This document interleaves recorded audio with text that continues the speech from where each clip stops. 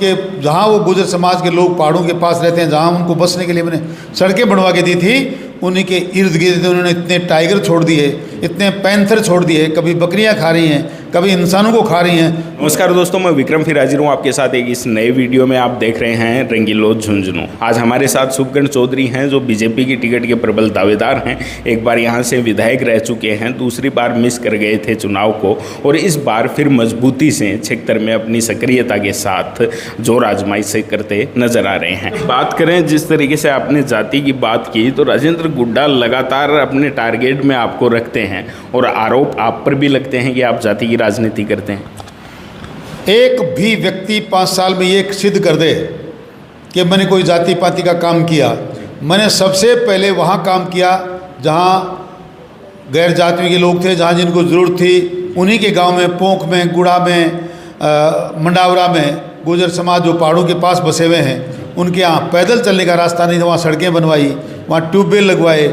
मैंने हर एक किसान परिवार को इतनी सहायता पहुँचाने की कोशिश की, और इन्होंने आकर उन किसानों के, जहाँ वो गुजर समाज के लोग पहाड़ों के पास रहते हैं, जहाँ उनको बसने के लिए मैंने सड़कें बनवा के दी थी, उन्हीं के इर्द गिर्द उन्होंने इतने टाइगर छोड़ दिए, इतने पैंथर छोड़ दिए, कभी बकरियां खा रही हैं, कभी इंसानों को खा रही हैं। उनका जीना मुहाल हो रहा है। और आज वो करें, चौधरी साहब आपकी बनी हुई सड़कों का आप करेंगे क्या? हमें तो जगह छोड़नी पड़ेगी। मैं कोई जातिवादी का काम नहीं करता। एसडीएम, तहसीलदार, थानेदार किसी भी जाति का रहा होगा, उन्होंने हमेशा जनता को न्याय दिया और उन्होंने पद की गरिमा रखी। अब मात्र उनके फ़ोन का इंतजार करते हैं। जब तक यहाँ के क्षेत्रीय विधायक जी उन अपने अधिकारियों को फ़ोन नहीं करते, तब तक जनता को कोई न्याय नहीं मिलता। एक दूसरी तरफ आपने जो बात कही लूट की, तो राजेंद्र गुड्डा ने आपके ऊपर भी टोल के माध्यम से वसूली के आरोप लगाए थे, पीछे प्रकरण चला, तो वो किस तरीके से देखते हैं? देखिए, सड़कें बनाना और टोल वसूल करना, ये किसी ना किसी, कोई ना कोई ठेकेदार, कोई ना कोई एंटरप्रेनर, कोई ना कोई व्यक्ति जो अपने घर से पैसा लगाता है वो वसूल करता है। मेरे परिवार का भी ये काम रहा, उन्होंने वसूल किया पैसा। पहले 50 करोड़ रुपया उन्होंने सड़कों पे अपना जितना भी पैसा लगा के सड़कें बनाई, और बनाने के बाद अगर उसका टोल सरकार पेमेंट कर देती तो टोल नहीं लेते। ये तो एक तरह की सरकारी सतत प्रक्रिया थी। उसमें कहाँ से कहीं अन्याय करने की या उसके करने की बात आ गई। हमारी सरकार ने चला कर टोलों को बंद किया, और टोल जब बंद किए तो हमारी सरकार ने माफ़ किया। तब तो हमने तो कुछ कोई आवाज़ नहीं बुलंद करी। अगर ये इतने हितैषी थे जनता के, तो इन्होंने, इनकी सरकार नहीं तो सरकार में मंत्री थे, वहाँ पर टोल चालू कर क्यों दिए? झूठे हैं, फरेबी हैं, जनता के साथ धोखा करते हैं। हमारे बंद किए हुए टोल चालू कर दिए।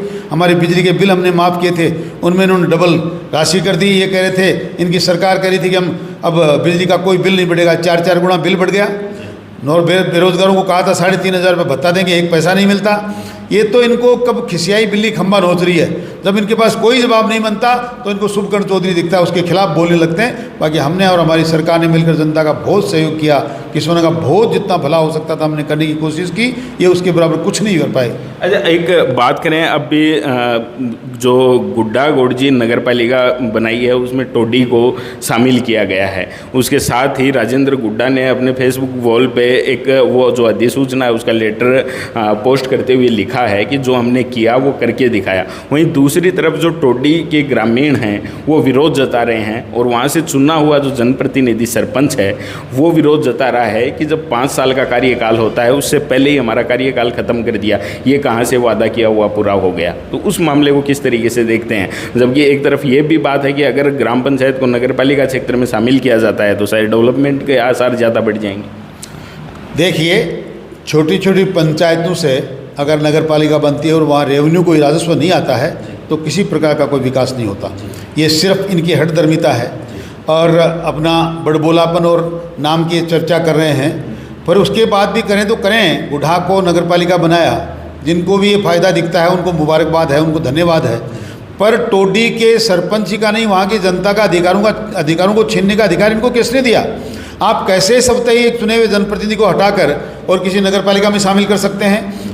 आपने से एक तो सबसे पहले गलती ये करी कि गुड्डा गोड़जी को नगर पालिका बनाया, जिसकी नगर पालिका में आपने जनसंख्या गुड्डा बावनी की भी शामिल कर दी। ये कैसे कर सकते हैं? आप 2 ग्राम पंचायतों को मिला रहे थे तो गुड्डा बावनी सरपंच से बात करते, उनके पद का सम्मान करते।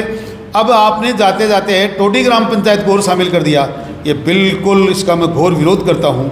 ये कतई उचित नहीं है, कहीं कतई न्यायप्रिय नहीं है।